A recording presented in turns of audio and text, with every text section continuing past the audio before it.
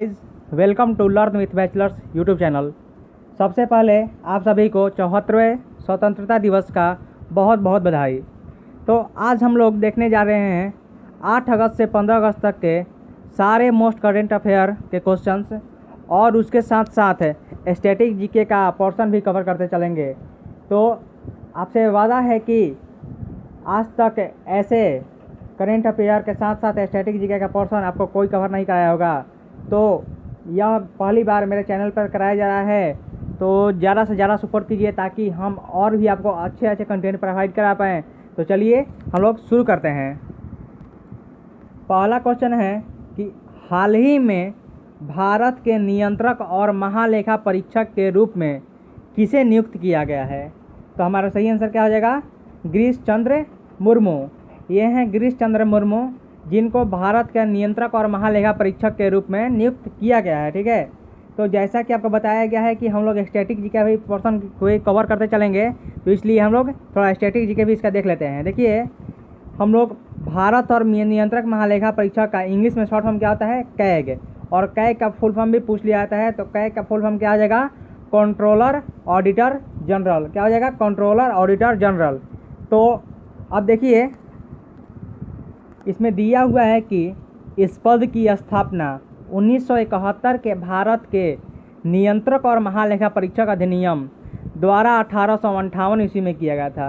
तो देखिए, क्वेश्चन कैसे पूछा जाता है कि भारत के नियंत्रक और महालेखा परीक्षक की स्थापना किस अधिनियम के द्वारा और किस वर्ष में की गई? तो हमारा सही आंसर क्या हो जाएगा?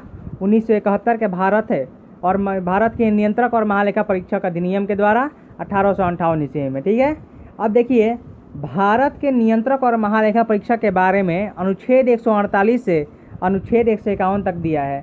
तो देखिए, अनुच्छेद 148 में दिया हुआ है कि भारत का नियंत्रक और महालेखा परीक्षक का एक पद होगा। ठीक है, और 149 में दिया है कि उसके पावर और वर्क के बारे में, भारत के नियंत्रक और महालेखा परीक्षक के वर्क और पावर के बारे में अनुच्छेद 149 में दिया है।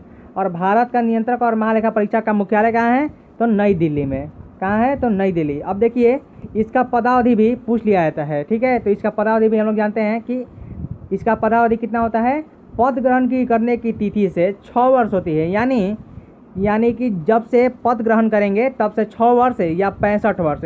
तो इसमें देख लीजिए, तो आपको क्लियर कर दे रहे हैं कि देखिए क्या होता है कि इनका तो कार्यकाल 6 वर्ष का होता है, लेकिन यदि 6 वर्ष से पहले इनका आयु 65 वर्ष पूरा हो गया तो क्या होगा? इनको इनके पद से इस्तीफा देना पड़ेगा। ठीक है, यानी कि इनका कार्यकाल अब पूरा हो चुका है। वो भले ही 1 दिन के लिए बने, 2 दिन के लिए बने या पूरे 6 साल के बने, लेकिन 65 वर्ष की आयु यदि 6 साल के पहले पूरा हो गया तो उनको पद से इस्तीफा देना पड़ेगा, यानी कि उनको पद से अब हटा दिया जाएगा। ठीक है, तो उम्मीद है कि आपको इतना समझ में आया होगा। और एक लास्ट क्वेश्चन है कि भारत के नियंत्रक और महालेखा परीक्षक का नियुक्ति कौन करता है? तो राष्ट्रपति। तो अब बढ़ते हैं हमारा सेकंड नंबर क्वेश्चन की तरफ, जो कि यूपीएससी के नए अध्यक्ष के रूप में किसे नियुक्त किया गया है? तो हमारा सही आंसर क्या हो जाएगा? प्रदीप जोशी। प्रदीप जोशी को यूपीएससी का नया अध्यक्ष के रूप में नियुक्त किया गया है, और ये हैं प्रदीप जोशी। अब बात है यूपीएससी के, तो यूपीएससी के बारे में हम लोग जान लेते हैं कि क्या क्या है यूपीएससी के बारे में। तो सबसे पहले तो यूपीएससी का फुल फॉर्म पूछा जाता है, तो इसका क्या हो जाएगा? Full form union public service commission. क्या हो जाएगा? Union public service commission. इसका स्थापना 1926 और हेड क्वार्टर कहाँ है? और न्यू दिल्ली। और इसके हेड तो अभी बन गए हैं प्रदीप जोशी। अब बढ़ते हैं थर्ड नंबर क्वेश्चन की तरफ, जो कि दिया हुआ है कि राष्ट्रीय हथकरघा दिवस कब मनाया जाता है? तो राष्ट्रीय हथकरघा दिवस 7 अगस्त को मनाया जाता है, और यह मनाया जब हमारा यानी कि जो वस्तु हाथ से बनाया जाता है उसको प्रमोट करने के लिए, यानी कि उसका बढ़ावा करने के लिए, यानी कि बढ़ावा देने के लिए यह राष्ट्रीय हथकरघा दिवस प्रत्येक वर्ष 7 अगस्त को मनाया जाता है। ठीक है, अब बढ़ते हैं नेक्स्ट क्वेश्चन की तरफ, जो कि दिया हुआ है हमारा 4 नंबर क्वेश्चन। देखिए, दिया है कि WTF स्पोर्ट्स के ब्रांड एम्बेसडर के रूप में किसे नियुक्त किया गया है? क्या है? WTF स्पोर्ट्स के ब्रांड एम्बेसडर के रूप में किसे नियुक्त किया गया है? तो हमारा देखिए सही आंसर क्या हो जाएगा?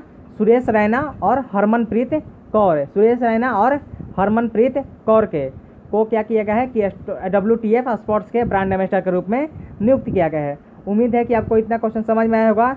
अब बढ़ते हैं अपना 5 क्वेश्चन की तरफ, जो कि दिया हुआ है कि भारत की पहली किसान स्पेशल ट्रेन किस राज्य में शुरू हुई है? भारत की पहली किसान स्पेशल ट्रेन किस राज्य में शुरू हुई है? तो हमारा सही आंसर क्या हो जाएगा? महाराष्ट्र। महाराष्ट्र गवर्नमेंट में भारत के सर्वप्रथम यानी कि भारत में सबसे पहले किसान स्पेशल ट्रेन का क्या किया है कि शुरुआत किया है, यानी कि शुभारंभ किया है। और यह ट्रेन किस शहर से, तो महाराष्ट्र के नासिक ज़िले में देवलाली से जगह यह है। महाराष्ट्र के नासिक ज़िले में देवलाली जगह है, वहाँ से यह ट्रेन का शुरुआत हुआ है, यानी कि शुभारंभ किया गया है। अब बात है महाराष्ट्र की, तो महाराष्ट्र के बारे में हम थोड़ा जान लेते हैं कि क्या क्या है। देखिए, सबसे पहले तो महाराष्ट्र का कैपिटल क्या है, मुंबई। सीएम कौन है, उद्धव ठाकरे। गवर्नर कौन है, भगत सिंह कोश्यारी। अब देखिए, एक लोनार झील है जो कि महाराष्ट्र में है, और यह वेरी इंपॉर्टेंट क्वेश्चन है क्योंकि यह कुछ दिन पहले करंट अफेयर में भी बना था कि कौन ऐसा झील है जिसका रंग स्वतः यानी कि गुलाबी हो गया है। ठीक है, यानी कि गुलाबी हो गया, तो वह हमारा सही आंसर क्या हो जाएगा, लोनार झील। इसलिए लोनार झील क्यों आप लोग याद रखेंगे कि लोनार झील कहाँ है। ये भी पूछ सकता है कि लोनार झील किस राज्य में पड़ता है, तो महाराष्ट्र हो जाएगा। ठीक है, अब देखिए यहाँ पर कुछ परियोजनाएं हैं, तो परियोजनाएं देख लेते हैं कि नागपुर शक्ति गृह परियोजना ऑन कोराडी नदी, किस नदी पर है, कोराडी नदी पर। कोयना परियोजना कोयना नदी पर। भीमा परियोजना पौन नदी पर, या जयकवाड़ी परियोजना गोदावरी नदी पर। गिरना परियोजना गिरना नदी, और पूर्णा परियोजना पूर्णा नदी पर। इतना ही परियोजनाएं हैं, यानी कि हमारे टोटल 6 परियोजनाएं हैं जो कि महाराष्ट्र से है, उसको याद रखना है। ठीक है, अब देखिए मुंबई का ज्योग्राफिकल नाम, यानी कि कभी कभार ज्योग्राफिकल नाम भी पूछ लिया जाता है, तो इसलिए यहाँ पर आपको ये भी बता दिया जा रहा है। देखिए, इसका 4 उपनाम है, यानी कि 4 भौगोलिक उपनाम है। तो देखिए, पहला कौन है, 7 टापुओं का शहर। पहला 7 टापुओं का शहर। सेकंड है भारत का प्रवेश द्वार, और थर्ड है भारत का हॉलीवुड, और फोर्थ है लास्ट है कैपिटल ऑफ कॉटन ड्रेस। अब देखिए कौन कौन से नेशनल पार्क है। देखिए यहाँ पर 3 नेशनल पार्क हैं, Sanjay Gandhi national park, Gugamal national park, Navegaon national park है। फिर से रिपीट कर रहे हैं, Sanjay Gandhi national park, Gugamal national park और नवेगांव नेशनल पार्क है। तो हमारा यहाँ पर 5 क्वेश्चन कंप्लीट हो गया। अब बढ़ते हैं 6 क्वेश्चन की तरफ, जो कि दिया हुआ है ICC men's 2021 T20 world cup किस देश में आयोजित किया जाएगा। तो हमारा सही आंसर क्या हो जाएगा, भारत में। जो T20 वर्ल्ड कप होने वाला है 2021 का, वो भारत में आयोजित किया जाएगा। ठीक है, और 2022 का जो वर्ल्ड कप होने वाला है वो कहाँ पर आयोजित होगा, तो ऑस्ट्रेलिया में आयोजित होगा। अब देखिए, थोड़ा क्रिकेट की बात है तो हम लोग थोड़ा आईसीसी के बारे में जान लेते हैं। आईसीसी का फुल फॉर्म क्या होता है, इंटरनेशनल क्रिकेट काउंसिल। इसका स्थापना 1909, हेडक्वार्टर दुबई। प्रेसिडेंट कौन है इसके, इमरान ख्वाजा। और इमरान ख्वाजा हाल ही में इसके प्रेसिडेंट बने हैं, तो यहाँ ये करंट अफेयर से भी क्वेश्चन बन सकता है, तो इसको आप लोग याद रखेंगे ज़रूर से ज़रूर। और इसका सीए कौन है, मनु साहनी। अब देखिए, क्रिकेट की बात है तो क्रिकेट के बारे में जान लेते हैं कि थोड़ा सा और जान लेते हैं क्रिकेट के बारे में। तो सबसे पहला वनडे क्रिकेट वर्ल्ड कप कब हुआ था, तो 1975 में। और कौन जीता था देश, तो वेस्ट इंडीज विजयी हुआ था। कौन हुआ था, वेस्ट इंडीज विजयी हुआ था। और भारत अपना पहला वर्ल्ड कप कब जीता था, तो 1983 में। और उस टाइम कपिल देव हमारे कप्तान थे। कौन थे, कपिल देव कप्तान थे। अब देखिए, क्रिकेट बॉल का वेट भी पूछ लिया जाता है, क्रिकेट बैट का लंबाई पूछ लिया जाता है, और ये भी पूछ लिया जाता है कि क्रिकेट बैट किस लकड़ी से बनाया जाता है। तो देखिए, हम तीनों का आंसर बता दे रहे हैं कि क्रिकेट बॉल का वेट कितना होता है, 155 से 168 ग्राम के बीच में रहता है, यानी कि कितना रहता है, 155 to 168 ग्राम। और क्रिकेट बैट का लेंथ कितना होता है, 20.79 to 22.8 सेंटीमीटर। कितना होता है, 20.79 to 22.8 सेंटीमीटर। और क्रिकेट बैट किस लकड़ी से बनता है, तो विलो की लकड़ी से बनता है। क्रिकेट बैट विलो की लकड़ी से बनाया जाता है। अब बढ़ते हैं 7 क्वेश्चन की तरफ, जो कि दिया हुआ है कि कैपिटल इंडिया फाइनेंस लिमिटेड का कार्यकारी अध्यक्ष किसे नियुक्त किया गया है। तो हमारा सही आंसर क्या हो जाएगा, हर्ष कुमार भनवाल। हर्ष कुमार भनवाल को कैपिटल इंडिया फाइनेंस लिमिटेड का कार्यकारी अध्यक्ष चुना गया है। अब ये लगातार 6 साल से नाबार्ड के अध्यक्ष थे। कितने से, 6 साल से नाबार्ड के अध्यक्ष थे। अब नाबार्ड के अध्यक्ष थे, तो नाबार्ड के बारे में जानते हैं कि क्या है नाबार्ड। तो नाबार्ड का फुल फॉर्म क्या होता है, national bank for agriculture and rural development. क्या होता है, national bank for agriculture and rural development. Establish कितना हुआ था इसका, कब हुआ था स्थापना, 1982 में। हेडक्वार्टर मुंबई, और हेड कौन है, गोविंद राजुलू चिंदाला। कौन है, गोविंद राजुलू चिंदाला। तो 8 क्वेश्चन की तरफ बढ़ते हैं कि कौकाज बहुपक्षीय अभ्यास किस देश में आयोजित किया गया है। क्या है, कौकाज बहुपक्षीय अभ्यास किस देश में आयोजित किया गया है। तो हमारा करेक्ट आंसर क्या हो जाएगा, रूस, यानी कि रसिया। रसिया में हमारा कौकाज बहुपक्षीय अभ्यास का आयोजन किया गया है। तो अब रसिया में किया गया, तो रसिया के बारे में जानते हैं कि रसिया का कैपिटल क्या है, मॉस्को। रसिया का करेंसी क्या है, आर रूबेल। और रूस में बैकाल झील है जो कि दुनिया भर की सबसे गहरी झील है। दुनिया भर में सबसे गहरी झील बैकाल झील है और वो कहाँ है, रूस में है। ऐसे क्वेश्चन पूछ लिया जाता है कि बैकाल झील किस देश में पड़ता है, तो हमारा सही आंसर क्या हो जाएगा, रूस। तो और एक क्वेश्चन है कि यूरोप का सबसे ऊंचा पर्वत है माउंट एलब्रस, ये भी कहाँ है, तो रूस में ही है। तो इतना फैक्ट आपको रूस से याद रखना है। उम्मीद है कि आपको इतना समझ में आया होगा। यदि समझ में आया तो वीडियो को लाइक शेयर सब्सक्राइब कीजिए और ज़्यादा से ज़्यादा सपोर्ट कीजिए ताकि हम आपको और भी अच्छे अच्छे कंटेंट प्रोवाइड करेंगे। अब देखिए 9 क्वेश्चन दिया हुआ है कि सीआरपीएफ का नया महानिरीक्षक किसे नियुक्त किया गया है। सीआरपीएफ का नया महानिरीक्षक किसे नियुक्त किया गया है, तो पीएस रानी पसेको। पीएस रानी पसेको सीआरपीएफ का नया महानिरीक्षक नियुक्त किया गया है। ये है पीएस रानी पसे। अब देखिए बात है सीआरपीएफ का, तो सीआरपीएफ के बारे में जानते हैं कि सीआरपीएफ का फुल फॉर्म क्या होता है, सेंट्रल रिजर्व पुलिस फोर्स। क्या होता है, सेंट्रल रिजर्व पुलिस फोर्स। इसका स्थापना कब हुआ था, 27 जुलाई 1939 यानी 27 जुलाई 1939 को। और हेडक्वार्टर कहाँ है इसका, न्यू दिल्ली। अब बढ़ते हैं 10 नंबर क्वेश्चन की तरफ कि जो कि दिया हुआ है अमेजिंग अयोध्या बुक है, किसने लिखा है, किसने लिखी है, तो नीना रॉय। नीना रॉय के द्वारा अमेजिंग अयोध्या बुक लिखी गई है, ठीक है। अब बढ़ते हैं 11 क्वेश्चन की तरफ कि भारत छोड़ो आंदोलन का 78वीं वर्षगांठ कब मनाई गई है। भारत छोड़ो आंदोलन का 78वीं वर्षगांठ कब मनाई गई है, तो जो लोग हिस्ट्री पढ़ेंगे तो उनको पता होगा कि 8 अगस्त 1942 ईस्वी को महात्मा गांधी ने भारत छोड़ो आंदोलन की शुरुआत किया था, जिसको हम लोग क्या कहते हैं, अगस्त क्रांति के नाम से भी जानते हैं। किसे, अगस्त क्रांति के नाम से भी जानते हैं। और इसी आंदोलन में महात्मा गांधी जी ने करो और मरो का नारा भी दिए थे। तो ऐसे क्वेश्चन पूछ लिया जाता है कि गांधी जी ने करो और मरो का नारा किस आंदोलन दिए थे, तो क्या हैगा, भारत छोड़ो आंदोलन। और महात्मा गांधी का समाधि स्थल क्या है, राजघाट है। हमारा आंसर क्या हो जाएगा, 8 अगस्त। 8 अगस्त को हमारा भारत छोड़ो आंदोलन का शुरुआत हुआ था और यह 78वीं वर्षगांठ मनाई गई है। तो अब बढ़ते हैं 12 नंबर क्वेश्चन की तरफ जो कि दिया हुआ है कि फ्यूचर ब्रांड इंडेक्स 2020 में कौन टॉप पर है। फ्यूचर ब्रांड इंडेक्स में 2020 में एप्पल कंपनी टॉप पर है। जैसा कि आप लोग जानते ही होंगे कि एप्पल कंपनी कितना फेमस है और यह फ्यूचर ब्रांड इंडेक्स 2020 में टॉप पर है। अब बात है एप्पल की, तो एप्पल के हेड कौन है, टिम कुक। कौन है, टिम कुक। अब देखिए 13 क्वेश्चन दिया हुआ है कि making sense of Indian democracy book किसके द्वारा लिखी गई है। Making sense of Indian democracy book किसके द्वारा लिखी गई है, तो हमारा सही आंसर क्या हो जाएगा, योगेंद्र यादव के द्वारा making sense of Indian democracy book लिखी गई है, ठीक है। अब बढ़ते हैं 14 क्वेश्चन की तरफ जो कि दिया हुआ है कि सबमरीन केबल कनेक्टिविटी का शुभारंभ कहाँ किया गया है। तो सबमरीन केबल कनेक्टिविटी का शुभारंभ अंडमान एंड निकोबार में किया गया है। तो आज जिसने देखा होगा मोदी जी का भाषण, तो उनको पता होगा कि आज मोदी जी ने भी इस यानी कि इस क्वेश्चन क्या कहें इसको, इसके बारे में क्या किए हैं कि आज डिस्कस किए हैं। आज हमारे भाषण जो दे रहे थे, जो अपने भाषण दे रहे थे, तो क्या होगा कि इसके बारे में भी बताए थे। तो यहाँ ये क्वेश्चन बहुत ही इंपॉर्टेंट है, इसलिए आपको यह याद रखना है कि सबमरीन केबल कनेक्टिविटी का शुभारंभ किस केंद्र शासित प्रदेश में किया गया है, यानी कि तो हमारा क्या हो जाएगा, अंडमान एंड निकोबार में। तो देखिए अंडमान और निकोबार में किया गया है। तो हमारा डिप्टी गवर्नर कौन है, देवेंद्र कुमार जोशी। कौन है, देवेंद्र कुमार जोशी। कैपिटल क्या है, पोर्ट ब्लेयर। और भारत की सबसे दक्षिणतम बिंदु जिसे इंदिरा पॉइंट कहा जाता है और उसे क्या कहता है, एक और नाम है पीक मिलियन पॉइंट। बहुत से लोगों को नहीं पता होगा कि इंदिरा पॉइंट को पीक मिलियन पॉइंट भी कहा जाता है। तो क्या होता है कि कभी कभी क्वेश्चन में पीक मिलियन पॉइंट भी डाल दिया जाता है ताकि बच्चे कंफ्यूज हो जाएं और उसका आंसर न कर पाएँ। तो हमारा दोनों नाम याद रखना पड़ेगा, यानी इंदिरा पॉइंट और पीक मिलियन पॉइंट। और ये कहाँ पर है, तो हाँ ये दोनों अंडमान और निकोबार में है। अब देखिए अंडमान निकोबार का स्थापना कब हुआ, यानी कि गठन कब हुआ, तो 1 नवंबर 1956 ईस्वी को अंडमान निकोबार का गठन हुआ था। अब बढ़ते हैं 15 क्वेश्चन की तरफ जो कि दिया हुआ है कि पर्यावरणीय आपातकाल की घोषणा किस देश ने की है। तो पर्यावरणीय आपातकाल की घोषणा मॉरिशस ने किया है। तो मॉरिशस ने किया है, तो मॉरिशस के बारे में जानते हैं कि मॉरिशस का कैपिटल क्या है, पोर्ट लुइस। और मॉरिशस की करेंसी मॉरिस रूपी।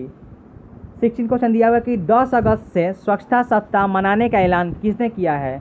10 अगस्त से स्वच्छता सप्ताह मनाने का ऐलान इंडियन रेलवे यानी कि भारतीय रेलवे के द्वारा किया गया है। अब देखिए भारतीय रेलवे के द्वारा किया गया है, तो भारतीय रेलवे के बारे में जानते हैं कि यह स्थापना कब हुआ था इसका। भारतीय रेलवे का स्थापना 16 अप्रैल 1853 ईस्वी को हुआ था। रेलवे मिनिस्टर कौन है प्रेजेंट टाइम पर, पीयूष गोयल। और फादर ऑफ इंडियन रेलवे कौन है? लॉर्ड डलहौजी। और यहाँ से क्वेश्चन पूछ लिया जाता है, ये तो पॉलिटी क्वेश्चन है लेकिन आपको डलवा दिया जाए यहाँ पर PDF में डाला हुआ है, ताकि आपको पॉलिटी का जो भी नहीं पढ़ा होगा तो उसको भी पता हो जाए कि हाँ क्या है। तो देखिए 1946 में जो हमारे रेल मंत्री थे, जब हमारा भारत आज़ाद नहीं हुआ था, तब कौन थे? आसफ अली। लेकिन 1947 के मंत्रिमंडल में डॉक्टर जॉन मथाई हमारे रेल मंत्री थे। तो यहाँ पर दोनों में क्या होता है? कन्फ्यूजन आता है। तो बच्चों यहाँ पर कन्फ्यूजन नहीं करना है, आप लोग याद रखिए कि 1946 में आसफ अली और 1947 में डॉक्टर जॉन मथाई। एक और क्वेश्चन है कि सर्वप्रथम रेलवे यानी कि भारत में सर्वप्रथम रेल कब चलाया गया था? तो हमारा सही आंसर क्या हो जाएगा? 16 अप्रैल 1853 ईस्वी को। कहाँ चलाया गया था? तो बम्बई के बोरी बंदर स्टेशन। कहाँ चलाया गया था? बम्बई के बोरी बंदर स्टेशन, जिसे आजकल क्या कहा जाता है? छत्रपति शिवाजी टर्मिनल। क्या कहा जाता है? छत्रपति शिवाजी टर्मिनल। तो यहाँ पर प्रेजेंट टाइम का नाम भी बता दिया जाता है, क्योंकि कॉम्पिटिटिव एग्जाम में कुछ निश्चित नहीं रहता है कि कैसे क्वेश्चन आ जाएगा। तो यहाँ पर हो सके कि यहाँ पर छत्रपति शिवाजी टर्मिनल डाल दे ऑप्शन में, तो क्या होगा कि अब बच्चे को पता नहीं रहेगा तो यहाँ पर गलत क्वेश्चन करके आएंगे। तो यहाँ पर इसलिए आपको छत्रपति शिवाजी टर्मिनल भी आपको याद रखना है। और छत्रपति शिवाजी टर्मिनल से ठाणे के बीच लगभग 34 किलोमीटर चलाया गया था। कितना? 34 किलोमीटर। यह भी क्वेश्चन पूछा जाता है कि कितने किलोमीटर के लिए चलाया गया था। तो हमारा कितना हो जाएगा? 34 किलोमीटर। अब देखिए 70 क्वेश्चन दिया है, 17 क्वेश्चन की रुद्रेद टंडन को किस देश का राजदूत नियुक्त किया गया है? तो हमारा सही आंसर क्या हो जाएगा? अफगानिस्तान का। अफगानिस्तान का रुद्रेद टंडन को राजदूत नियुक्त किया गया है अफगानिस्तान की। तो अफगानिस्तान का कैपिटल क्या होता है? काबुल। और अफगानिस्तान की करेंसी अफगानी। अब देखिए 18 क्वेश्चन दिया हुआ है कि कोविड-19 वैक्सीन रजिस्टर करने वाला पहला देश कौन बन गया है? तो हमारा सही आंसर क्या हो जाएगा? रसिया। रूस ने अपने प्रथम वैक्सीन स्पुतनिक बी को रजिस्टर करवा लिया है, यानी कि उसको मंजूरी दे दी गई है और ऐसा करने वाला पहला देश बन गया है। तो इसलिए आपको बहुत ही इंपॉर्टेंट क्वेश्चन रहता है और आपको याद रखना होगा। तो बात है रसिया के, तो रसिया का कैपिटल क्या है? मॉस्को। और करेंसी क्या है? Are rouble. ओके, अब बढ़ते हैं 19 क्वेश्चन की तरफ, जो कि दिया हुआ है कि हाल ही में किस देश के प्रधानमंत्री हसन दियाब ने इस्तीफा दिया है?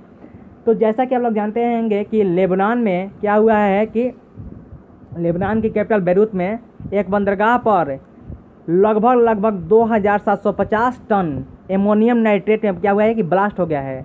2750 टन एमोनियम नाइट्रेट में क्या हुआ है? बहुत बड़ा धमाका हो गया है, जिसमें लगभग 70 लोगों की जान गई है। तो इसलिए क्या हुआ कि जो लेबनान के प्रधानमंत्री हैं हसन दियाब, उनको इस्तीफा देना पड़ गया है।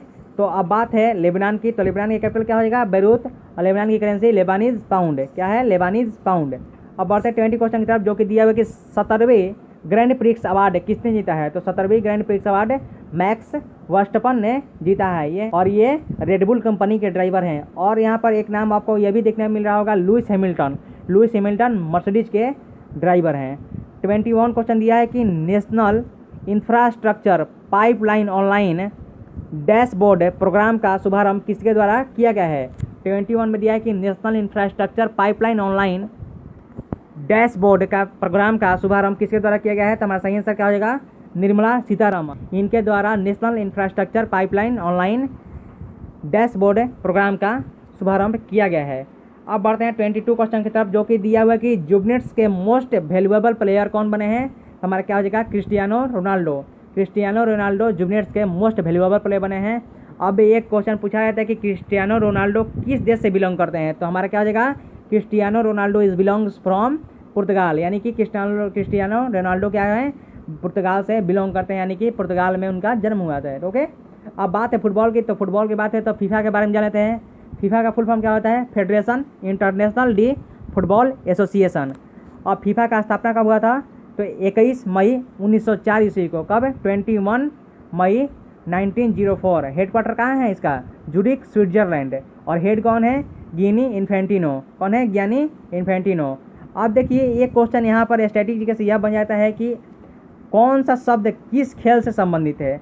तो यहाँ पर आपको इसलिए यहाँ पर देख सकते हैं कि ट्रिक के साथ आपको फुटबॉल में जितने वर्ड होते हैं, यानी कि ऑलमोस्ट वर्ड जितने होते हैं, तो आपको यहाँ पर याद करा दिया जाएगा। देखिए ट्रिक क्या है? डिब्बा को हैंड से थ्रो की और हेड फ्ले किया। क्या है ट्रिक? डिब्बा को हैंड से थ्रो की और हेड फ्ले किया। तो डिब्बा से क्या हो जाएगा? ड्रिबलेग हो जाएगा। और बा से क्या हो जाएगा? बुलिंग हो जाएगा, बुलिंग। और हैंड से हैंड हो जाएगा, थ्रो से थ्रो हो जाएगा, किक से क्या हो जाएगा किक, और हेड से हेड, और फ्लैग से फ्लैग हो जाएगा। तो उम्मीद है कि आपको वीडियो बहुत ही पसंद आ रहा होगा। तो अब बढ़ते हैं 23 क्वेश्चन की तरफ, जो कि दिया हुआ है कि connecting communicative changing book is launched by, यानी कि कनेक्टिंग कम्युनिकेटिव चेंजिंग बुक किसके द्वारा विमोचन किया गया है। तो ये हमारा क्या हो जाएगा, प्रकाश जावड़ेकर। ये हैं प्रकाश जावड़ेकर, इन्हीं ने कनेक्टिंग कम्युनिकेटिंग चेंजिंग बुक को लॉन्च यानी कि विमोचन किया है। और यह बुक इसलिए इम्पोर्टेंट हो जाता है क्योंकि इसमें वेंकैया नायडू जो हमारे क्या हैं राज्यसभा के सभापति यानी कि भारत के उपराष्ट्रपति, इनके कार्यकाल यानी कि 3 साल के कार्यकाल के बारे में बताया गया है। अब 24 क्वेश्चन की तरफ बढ़ते हैं, जो कि दिया हुआ कि इंटरनेशनल यूथ डे कब मनाया जाता है।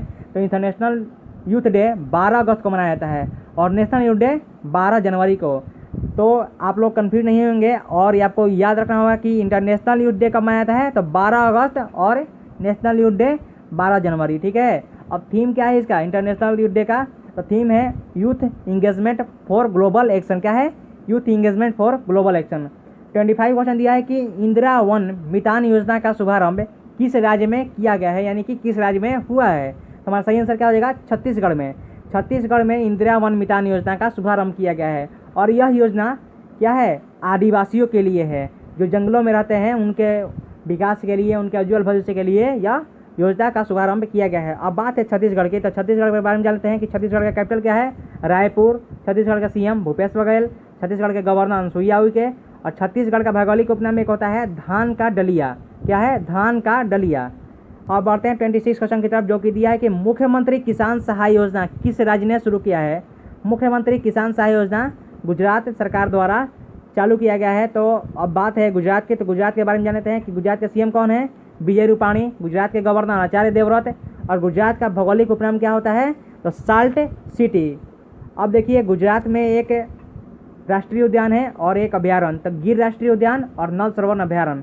और 3 परियोजनाएं हैं गुजरात से, तो काकड़ापारा परियोजना ताप्ती नदी पर, उकाई परियोजना ताप्ती नदी पर, पनामा परियोजना पनामा नदी पर। तो 2 परियोजनाएं आप सब जैसे देख सकते हैं कि ताप्ती नदी पर और क्या है, पनामा नदी पर। यदि आपको PDF इसको डाउनलोड करना है तो आप लोग टेंशन नहीं लीजिए, आप लोग डिस्क्रिप्शन बॉक्स में लिंक चेक कीजिएगा और वहाँ से आप लोग इजीली इसको डाउनलोड कर पाएंगे। तो हम लोग अपनी तरफ से पूरा 100% देने की कोशिश कर रहे हैं, तो आप लोग भी हमें क्या करेंगे सपोर्ट। 27 क्वेश्चन दिया है कि ट्रैफिक सिग्नल पर फीमेल आइकन का इस्तेमाल करने वाला शहर यानी कि प्रथम राज्य कौन बन गया है। शहर नहीं हो गया यहाँ पर, प्रथम राज्य कौन बन गया है। तो हमारा सही आंसर क्या हो जाएगा, महाराष्ट्र। महाराष्ट्र में मुंबई स्टेशन, मुंबई शहर में क्या हुआ है कि मुंबई शहर में क्या है कि महाराष्ट्र में फीमेल आइकन, तो ये देखिए फीमेल आइकन है। जैसा कि आप लोग पहले जानते थे कि मेल आइकन होता था, तो यहाँ पर एक नया शुरुआत किया गया है। तो यहाँ पर यह इसलिए इम्पोर्टेंट रहता है क्योंकि यहाँ पर पूरे भारत में यानी कि सर्वप्रथम यह काम हुआ है फीमेल आइकन का। तो यहाँ पर क्वेश्चन पूछा जा सकता है, तो इसलिए आपको यह याद रखना पड़ेगा। अब बात है महाराष्ट्र की, तो महाराष्ट्र के सीएम कौन है, उद्धव ठाकरे। गवर्नर भगत सिंह कोश्यारी। और कैपिटल क्या है महाराष्ट्र का, तो मुंबई। और यहाँ पर 3 परियोजनाएं हैं महाराष्ट्र में। कौन कौन परियोजना है, भीमा परियोजना, जायकवाड़ परियोजना, पनामा परियोजना। भीमा परियोजना पौना नदी, जायकवाड़ परियोजना गोदावरी नदी और पनामा परियोजना पनामा नदी। तो अब बढ़ते हैं 28 क्वेश्चन की तरफ, जो कि दिया हुआ है कि फोर्ब्स द्वारा जारी रिपोर्ट के अनुसार 2020 में सबसे अधिक कमाई करने वाले अभिनेता कौन बन गए हैं। तो हमारा सही आंसर क्या हो जाएगा, ड्वेन जॉनसन। ये हैं ड्वेन जॉनसन। इनको क्या है कि फोर्ब्स द्वारा एक रिपोर्ट जारी किया गया है और इसमें ये टॉप किए हैं, यानी कि सबसे अधिक कमाई करने वाले अभिनेता बने हैं। एक बात यहाँ पर आप लोग याद रख लीजिएगा कि भारतीय मूल के अभिनेता एक सिर्फ और सिर्फ एक अक्षय कुमार हैं, जो कि टॉप 10 में लिस्ट में शामिल हैं, यानी कि टॉप 10 में भारत के एक ही अभिनेता हैं, वह हैं अक्षय कुमार। और उनका स्थान कितना है, 6वें स्थान पर है, आप लोग याद रखेंगे। 29 क्वेश्चन दिया है कि किस राज्य के मोयरा केला को GI टैग मिला है। क्या है, किस राज्य के मोयरा केला को GI टैग मिला है। तो हमारा सही आंसर क्या हो जाएगा, गोवा को। गोवा के मोयरा केला को GI टैग मिला है। GI का फुल फॉर्म क्या होता है, तो जियोग्राफिकल इंडिकेशन। तो अब देखिए गोवा का बात है, तो गोवा के बारे में जानते हैं। गोवा का कैपिटल क्या है, पणजी। गोवा के सीएम प्रमोद सावंत और गोवा के गवर्नर सत्यपाल मलिक है। गोवा में एक नेशनल पार्क है जो कि हमारा है भगवान महावीर उद्यान। क्या है, भगवान महावीर उद्यान। एक क्वेश्चन गोवा से यह इंपॉर्टेंट पूछा जाता है कि गोवा को भारत सरकार ने पुर्तगालियों से कब आज़ाद कराया था, यानी कि गोवा का स्थापना दिवस है तो 19 दिसंबर 1961 जैसा कि आप लोग जानते हैं कि गोवा पर पुर्तगालियों ने कब्जा कर रखा था, तो भारत सरकार ने गोवा को 19 दिसंबर 1961 ईस्वी को स्वतंत्र कराया था। इसलिए गोवा का स्थापना दिवस 19 दिसंबर 1961 को मनाया जाता है। 30 क्वेश्चन दिया है कि कर्म साथी प्रकल्प योजना किस राज्य में शुरू किया गया है? तो हमारा सही आंसर क्या हो जाएगा? वेस्ट बंगाल। वेस्ट बंगाल में कर्म साथी प्रकल्प योजना का शुभारंभ हुआ है और यह योजना 1 लाख बेरोजगार युवाओं को रोजगार देने यानी कि आत्मनिर्भर बनने के लिए यहाँ पर क्या होगा कि प्रेरित किया जाएगा, जिससे क्या होगा कि युवा को क्या होगा कि रोजगार मिलेगा, रोजगार के अवसर मिलेंगे। तो यह कार्यक्रम किस राज्य में शुरू किया गया है? तो वेस्ट बंगाल में। यह कार्यक्रम वेस्ट बंगाल में शुरू किया गया है। अब बात है वेस्ट बंगाल की, तो वेस्ट बंगाल का कैपिटल क्या है? कोलकाता। वेस्ट बंगाल के सीएम ममता बनर्जी, वेस्ट बंगाल के गवर्नर जगदीप धनखड़। और एक क्वेश्चन पूछा जाता है कि कोलकाता किस नदी के किनारे बसा हुआ है? तो कोलकाता हुगली नदी के किनारे बसा हुआ है। यहाँ पर 2 इम्पोर्टेंट नेशनल पार्क है और 2 वाइल्ड लाइफ सेंचुरी। तो Sundarban national park, Buxa national park है और 2 वाइल्ड लाइफ सेंचुरी। तो एक है सुंदरवन नेशनल पार्क, एक है पुक्सा नेशनल पार्क है। और वाइल्ड लाइफ सेंचुरी कौन है? एक जलदपारा, एक महानंदा। तो ये क्या है कि ये चारों यानी कि 2 नेशनल पार्क और 2 वाइल्ड लाइफ सेंचुरी बहुत ही एग्जाम में बार बार रिपीटेडली पूछे जाते हैं, तो आप लोग इसको प्लीज़ याद रखेंगे। 31 क्वेश्चन दिया है कि माइक्रोवेव डिवाइस का अतुल्य का अनावरण किसके द्वारा किया गया है? माइक्रोवेव डिवाइस अतुल्य का अनावरण नितिन गडकरी के द्वारा किया गया है। ठीक है, यह एक सैनिटाइजेशन डिवाइस है। तो क्या करता है? 30 सेकेंड में क्या करेगा? पूरे सरफेस को सैनिटाइज कर देता है। 32 क्वेश्चन दिया है कि स्वच्छ भारत मिशन अकादमी का शुभारंभ किसने किया है? तो स्वच्छ भारत मिशन अकादमी का शुभारंभ गजेंद्र सिंह शेखावत, जो हमारे जल मंत्री हैं गजेंद्र सिंह शेखावत, उनके द्वारा क्या किया है कि यह अकादमी का शुभारंभ किया गया है। ये है गजेंद्र सिंह शेखावत। 33 क्वेश्चन दिया है कि YSR चेयुथा योजना किस राज्य ने शुरू किया है? तो सही आंसर क्या हो जाएगा? आंध्र प्रदेश। अब बात है आंध्र प्रदेश की। आंध्र प्रदेश का कैपिटल क्या है? अमरावती। आंध्र प्रदेश के सीएम जगन मोहन रेड्डी। आंध्र प्रदेश के गवर्नर विश्वभूषण हरिश्चंदन। 34 क्वेश्चन दिया है कि अरुणोदय योजना किस राज्य में शुरू किया गया है? अरुणोदय योजना किस राज्य में शुरू किया गया है? तो हमारा सही आंसर क्या हो जाएगा? असम। असम में अरुणोदय योजना शुरू किया गया है। यह जो पिछड़े वर्ग के जो लोग हैं यानी कि SC ST OBC वर्ग हैं, तो उनको क्या किया है कि उनको विकास के मार्ग पर ले चलने के लिए यह अरुणोदय योजना का शुभारंभ असम सरकार ने किया है। अब असम सरकार ने किया है तो असम का कैपिटल क्या है? दिसपुर। असम के सीएम सर्बानंद सोनोवाल, असम के गवर्नर जगदीश मुखी। असम का काजीरंगा नेशनल पार्क है और यह एक सींग वाले गेंडे के लिए फेमस है। एक सींग वाले गेंडे के लिए असम का काजीरंगा नेशनल पार्क फेमस है। और एक लास्ट क्वेश्चन है असम से कि हिमा दास है, जिन्हें डिंग एक्सप्रेस के नाम से भी जाना जाता है, ये भी असम से ही बिलोंग करती हैं। अब 35 क्वेश्चन के दिया हुआ कि हाल ही में फिट फ्रीडम रन की शुरुआत करने की घोषणा किस मंत्रालय द्वारा किया गया है? तो सही आंसर क्या हो जाएगा? खेल मंत्रालय। खेल मंत्रालय के द्वारा फिट इंडिया फ्रीडम रन की शुरुआत करने की घोषणा की गई है। और खेल मंत्री कौन है? किरण रिजिजू। ये हैं किरण रिजिजू। और यह कार्यक्रम 15 अगस्त से 2 अक्टूबर तक चलेगा, यानी कि महात्मा गांधी की जयंती तक चलेगा। 36 क्वेश्चन दिया है कि हाल ही में अमेरिकी डेमोक्रेट्स पार्टी ने किस भारतीय मूल के महिला को उपराष्ट्रपति पद के लिए उम्मीदवार घोषित किया है? तो हमारा सही आंसर क्या हो जाएगा? कमला हैरिस। ये हैं कमला हैरिस, जिन्हें अमेरिकी डेमोक्रेट्स पार्टी ने भारतीय मूल की महिला है और उनको उपराष्ट्रपति पद के लिए उम्मीदवार घोषित किया है। 37 क्वेश्चन दिया है कि एरो 2 बैलिस्टिक मिसाइल का सफलतापूर्वक परीक्षण किस देश ने किया है? तो एरो 2 बैलिस्टिक मिसाइल का सफलतापूर्वक परीक्षण इजराइल के द्वारा किया गया है। अब बात है इजराइल की, तो हम लोग इजराइल के बारे में जान लेते हैं कि इजराइल का कैपिटल क्या है? यरूशलेम। और करेंसी क्या है? Israel new shekel. क्या है? Israel new shekel. 38 क्वेश्चन दिया है कि हाल ही में किस राज्य ने अगले सत्र से अपना खुद का शिक्षा बोर्ड बनाने की घोषणा किया है? तो क्या हो जाएगा सही आंसर? दिल्ली गवर्नमेंट ने, दिल्ली सरकार ने अगले सत्र से अपना खुद का शिक्षा बोर्ड यानी कि अलग अपना दिल्ली सरकार का शिक्षा बोर्ड क्या करेंगे? बनाने की घोषणा किया है। अब बात है दिल्ली की, तो दिल्ली के सीएम कौन है? अरविंद केजरीवाल। और यहाँ पर लेफ्टिनेंट जो यहाँ पर क्या हो जाएगा? डिप्टी गवर्नर हो जाएगा अनिल बैजल। 39 क्वेश्चन दिया है कि लस्सी बुक यानी कि यह बुक का नाम है लस्सी, जिसे इंटरनेशनल कुक बुक अवार्ड मिला है, यह किसके द्वारा लिखा गया है? तो यहाँ क्या हो जाएगा सही आंसर? राधा भाटिया। राधा भाटी के द्वारा बुक है लस्सी, जिसको इंटरनेशनल कुक बुक अवार्ड मिला है। यह राधा भाटिया के द्वारा लिखा गया है। लास्ट क्वेश्चन है 40 क्वेश्चन कि किस भारतीय एम्पायर को ICC एम्पायर एलीट पैनल में शामिल किया गया है? हमारा सही आंसर क्या हो जाएगा? KN अनंत पद्मनाभन। क्या है? KN अनंत पद्मनाभन। तो ये हैं KN अनंत पद्मनाभन। इन्हें क्या किया है कि ICC एम्पायर एलीट पैनल में शामिल किया गया है। तो ICC और क्रिकेट के बारे में हम लोग पहले ही ऊपर ही डिस्कस कर चुके हैं, इसलिए यहाँ पर डिस्कस नहीं करेंगे। और उम्मीद है कि आपको ये 40 क्वेश्चन आपको समझ में आए होंगे। यदि समझ में आए तो प्लीज़ वीडियो को लाइक, शेयर और सब्सक्राइब कीजिए, और जो समझ में नहीं आया या जो अच्छा नहीं लगा उसको कमेंट में बॉक्स में कमेंट भी कीजिए, ताकि क्या होगा कि अगले बार से हम लोग क्या करेंगे, उस समस्या को दूर करने की कोशिश करेंगे और पर्सनली आपको कमेंट में रिप्लाई दिया जाएगा। तो आज के लिए बस इतना ही, और जय हिंद, जय भारत।